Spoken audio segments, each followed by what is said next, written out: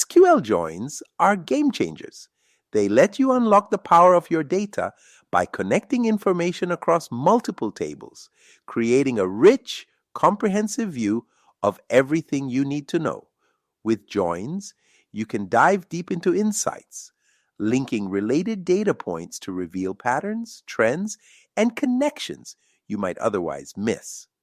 Imagine pulling together customer orders, product details, and transactions over time, all in one query.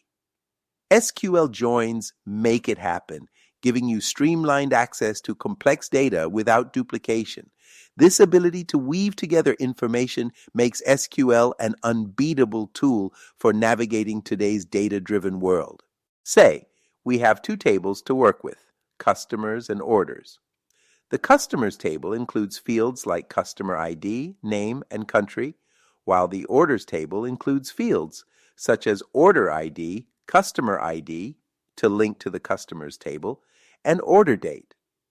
We will get the original data from CSV files, and we can use SQL joins to combine data from these tables based on customer ID. Let's dive into inner joins with a quick example. Now, let's say we want a list of all customers who have made at least one order along with the date of each order. But here's the catch. We only want to see customers who actually have an order record. That's where the inner join steps in. An inner join is like a matchmaker for your tables. It combines the two tables based on a common field, in this case, the customer ID. SQL will only return rows where there's a match in both tables. So if a customer has made at least one order, they'll show up in our result. But if they haven't made any orders, they won't be included. So in this case, Andy does not show up since he did not make an order. Now that we understand inner joins, let's level up with the left join.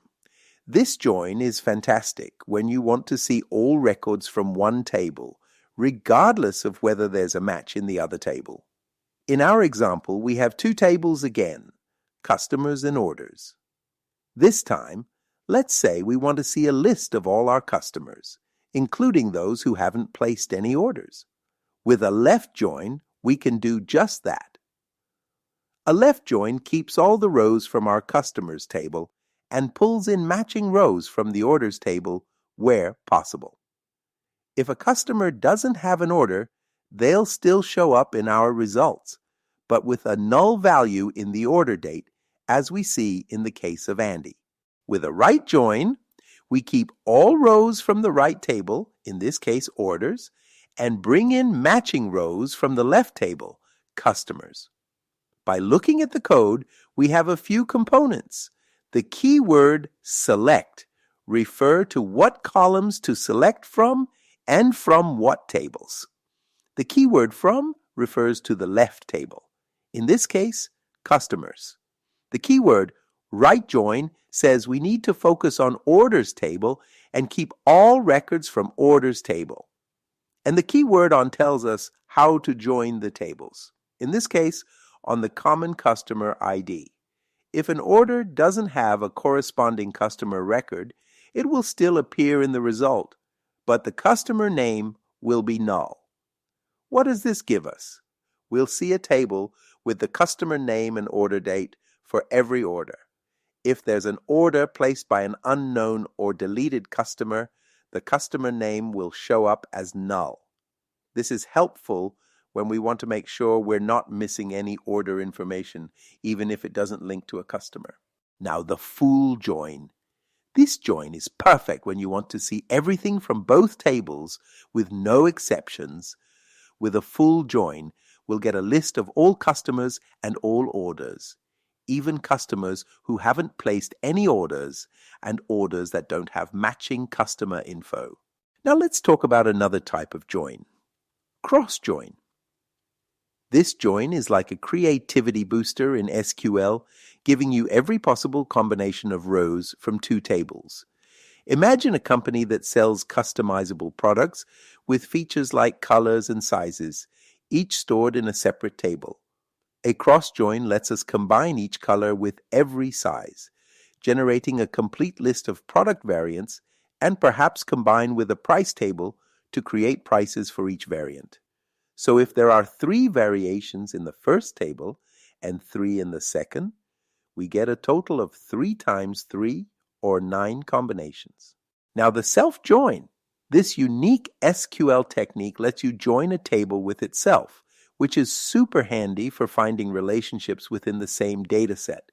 Imagine we have an employees table with a mix of employees and managers. Let's say Alice, Bob, and Dave all report to Carol. Eve works under Bob, who also reports to Carol. And Carol? She's at the top, reporting to no one. With a self-join, we can map out this hierarchy and see who reports to whom, all within one table. In order to self-refer, we need a way to refer to instances of employees. For example, here e.employeeID refers to the first instance of employee ID. Then the m.employeeID refers to the second instance of employee ID. So, for instance, we want to create a new table with first instance of employee ID and employee name, say One and Alice, combined with second instance of the employee name in a new manager column. In this case, Alice's manager ID is 3, who is Carol. So, there you go. We learned some simple joins to start with.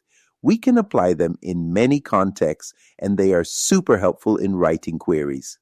Next, we will look at how to implement all this in a Jupyter notebook. We will see you soon.